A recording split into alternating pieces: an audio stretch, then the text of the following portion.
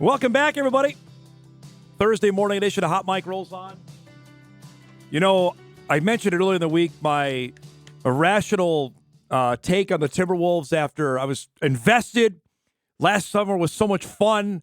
Been following the team forever, and they've been no good. And then last year happens, and then super excited. They're at game one opening night, and then what was that against the Lakers? Now they get ready for the Kings tonight.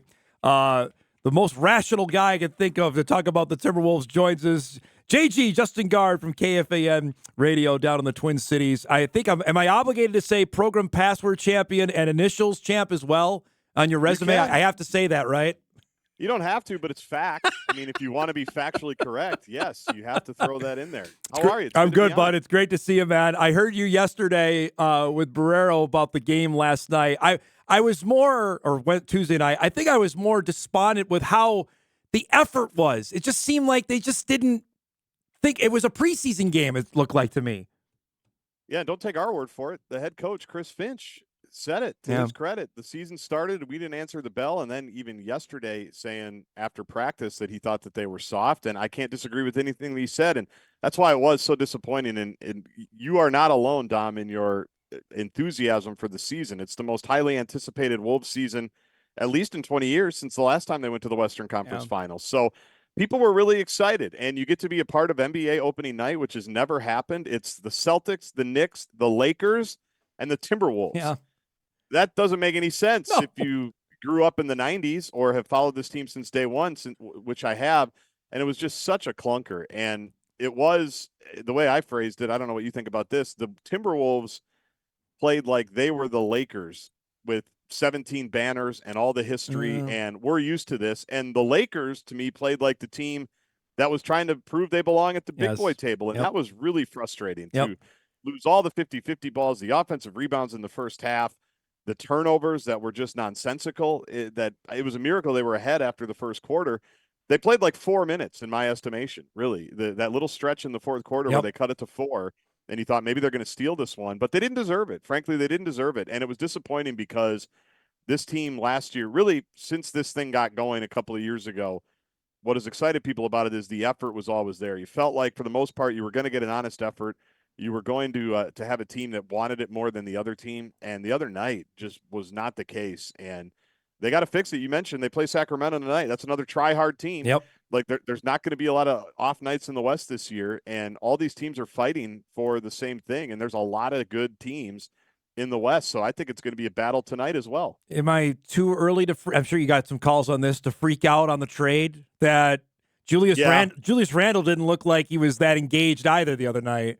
No, and that was one of the issues when they made the deal was, and the Randall for Towns bit has been rumored for the last couple of years. It's not, so we've had time to think about this, and that was always one of the concerns was how engaged is the guy going to be? You think when he played for Tibbs, Tom Thibodeau, you're going to have to be pretty engaged. And Tibbs liked him, and Finchie obviously likes him. You know, Tim Conley told Dan that, a couple of weeks ago after they made the deal that he's always liked Julius. So now it's kind of up to those two that have professed their love for each other, because Randall reciprocated it, right, and said, I love playing for Finchie, to figure it out. So all the chemistry stuff, you do have to work it out. We had Parker Fox, the Gopher men's basketball player, on the morning show this morning on our station, and they had a tight exhibition game against Bemidji State. They have 10 new players on the team this year. Like, that's college basketball now. And so we saw the Knicks struggled their opening night. When you make a trade 10 minutes before the season, you're going to have to – it's going to take a minute maybe to get guys established, and you spent a whole summer kind of planning for one thing, and then they completely changed it. So it's too early, I think, to panic on how things are going to fit. But the effort stuff that we talked about at the top here is the stuff that I'm most frustrated with. Of course, there's going to be growing pains. There's going to be bumps. You're replacing Towns, who was, 25-point-a-night scorer that when Ant didn't have it could, hit a couple of threes and kind of stabilize things. But it's too early to freak out about the trade. We'll see how long-term, Julius fits in this whole deal. I still like the DiVincenzo piece, obviously, but they just have to play more engaged and committed, and that's what is in their control. I'll tell you, and you mentioned this yesterday on your show, if they don't look engaged Saturday night, the fans are going to let them know at Target. I don't care. They're off the Western Conference Finals appearance. That won't go over well on Saturday night. No, it won't. And I mean that. I've been in the building a lot the last few years, and Tim Conley even mentioned it. Their second game of the season, or maybe first night, they were getting booed. I remember at the first night of Rudy, I was there opening night, and they were giving up offensive rebounds. They weren't playing well. Like, people love this team, and they love this team playing a certain way. That's a credit to them that they've gotten this fan base energized and ready to go. But they also know what they're paying for tickets. They also know the time. Like, they have a right. So I did put that out there because I do think it could be real. If they lose tonight and then come out sluggish on Saturday against Toronto, it's going to be the weirdest thing ever. But I don't think it would be an overreaction. Like, they want to see legit effort. In the West, Guardsy, when you look at it for the team, who got better? I was asking Jace Frederick about this when he was on the show last week.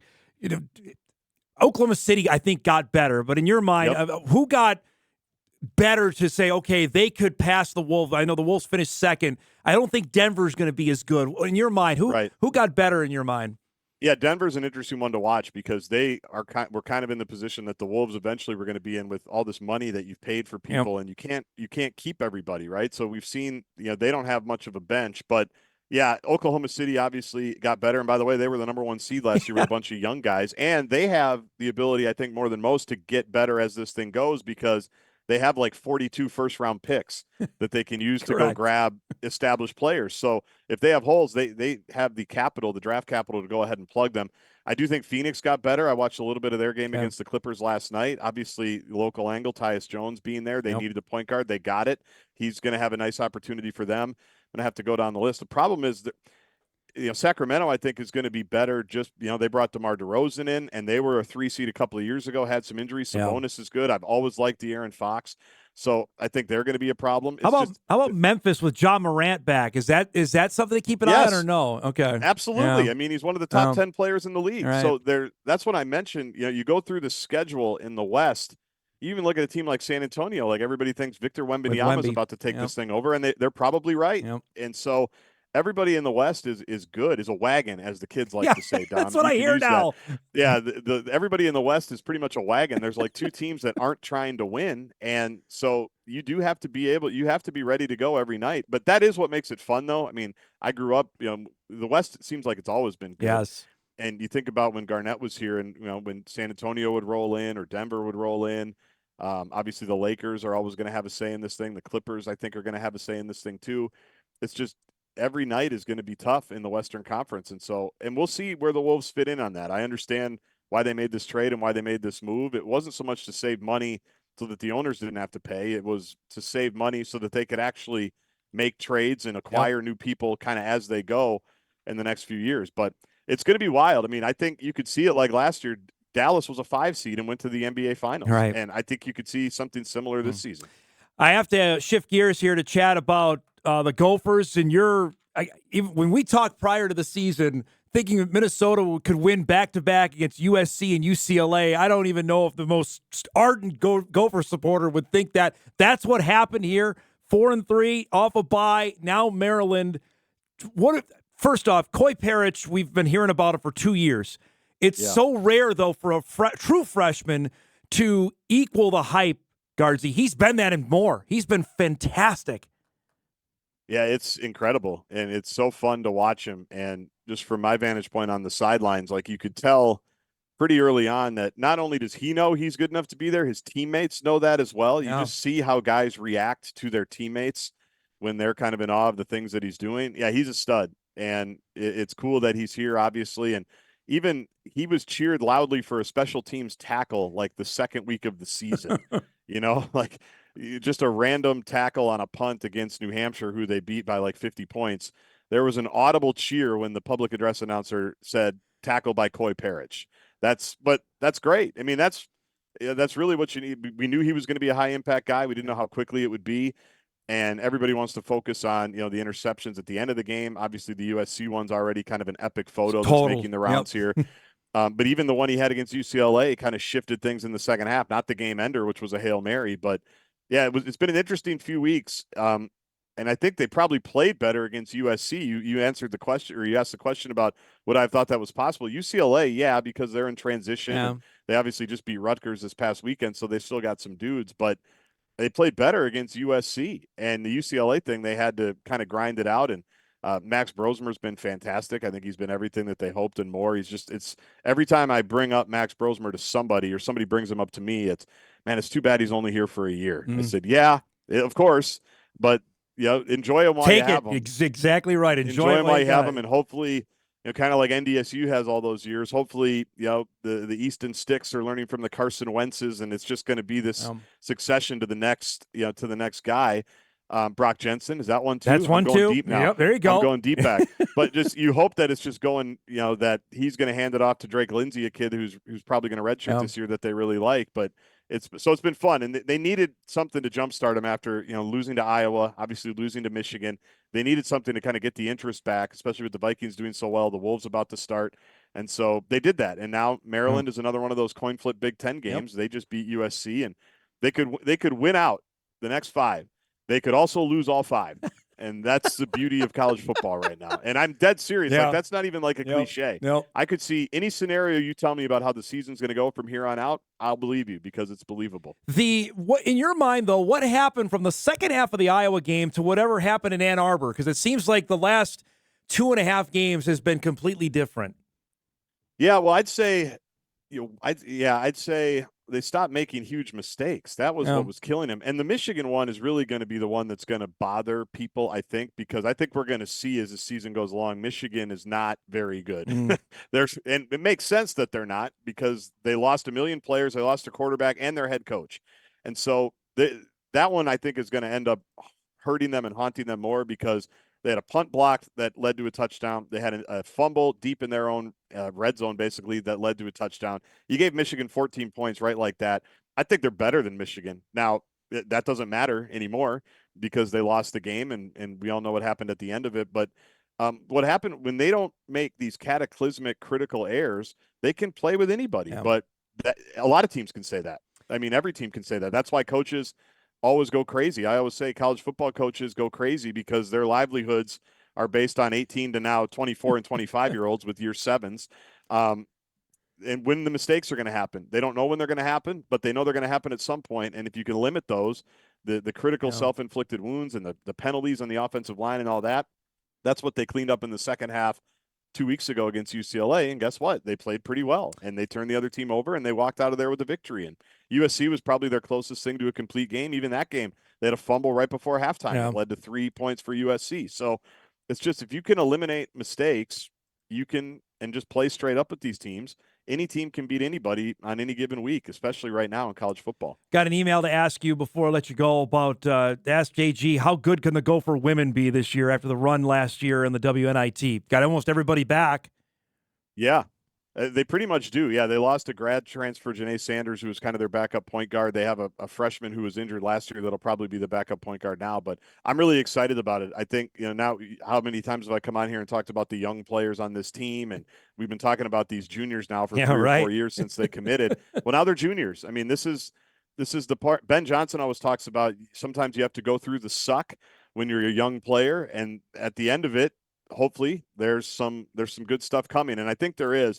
It's going to be a fascinating year in the Big Ten for basketball, both men and women, because of the teams that they're adding. Obviously, USC and UCLA on the women's side are number 1 and number 2 in the country, pretty much. Gophers go out there, which is going to be great. But I think they should be in the NCAA tournament conversation. They would have been a year ago if Mara Braun didn't get hurt. Yep. She gets hurt. They're 14-3. They've beaten 3 teams in the top 30, and Mara Braun gets hurt. They don't have the depth, and the rest is history. It was pretty much curtains from there. They had to grind it out. She came back, played the second time they played the Bison in the WNIT, got hurt like the last play of that game, wasn't able to go. That's right. And so having her healthy, having some transfers come in, they're going to be deeper. They're always going to defend. Everybody up that way knows what the Dawn Plitzelweit program's about. Obviously, it was what she did in the summit. So we're excited. I'm really excited to get it going. It should be fun.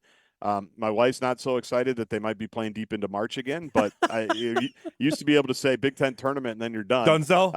It doesn't work out that way anymore. So but the thing is, they could finish 10th place in the Big Ten and maybe be like a 6 or 7 seed in the NCAA tournament. That's how it's going to go. But I'm excited to get going. I know they're excited to get going too, because all these kids, these juniors that I talked about, they've been waiting to be upperclassmen. I think they're sick of being young and going up against some of these teams that have I think about Caitlin Clark played 130 games with 3 of the same people. Man. Like, it's insanity. Yeah. And so now the Gophers have a little bit of that equity built up. By the way, you already know this, but you go to USC and UCLA at the end of January and early February. That's not the end of the world. That's okay. We will take it. Yeah, we would take it. I'll send you all a postcard. Yeah, I bet I'll send everybody a postcard. Yeah. And let's just say I was just there in October. It wasn't too bad in October either. The 50 degrees hit harder when I came back from LA on Sunday, October 13th. I will tell you, by the way, at the end of the USC game, I was maybe one of the 5 people. I saw you among getting Brosmer, and that was fantastic. Was that as claustrophobic as Penn State or worse? It was better than Penn State. It was more chill. Penn State was craziness and chaos, and where you do actually worry for your safety, it was very orderly. Yeah, I saw the video you're talking about. It got sent to me about 1 million times. I bet it did. Cool. We were definitely in the direct middle. If you want to know what the middle of a crowd storm looks like, we were equidistant, I think is the word. Yep. There was no quick exit. So that's why I looked at Max, I go, we just want to do this now. I don't think we're moving. He goes, why not? So yeah, it was wild. That's awesome. That's the fun part about college sports. Absolutely. I mean, it's the fun part about college sports. Great to see you, bud. I know you're so busy. Thanks for making time for us for a few minutes. We'll do this again down the road, okay? Anytime. Yep. You know how to find me. See ya. Thanks, JG. Justin Gaard from KFAN of the Twin Cities giving us a few minutes this morning. Chat some Wolves and some Gophers. Minnesota taking on Maryland at 2:30 this coming Saturday. We'll take our final break. We'll come back. We'll wrap things up. We got a huge Sports Thursday. It's a Viking game day. We'll preview that when Hot Mike wraps right after this.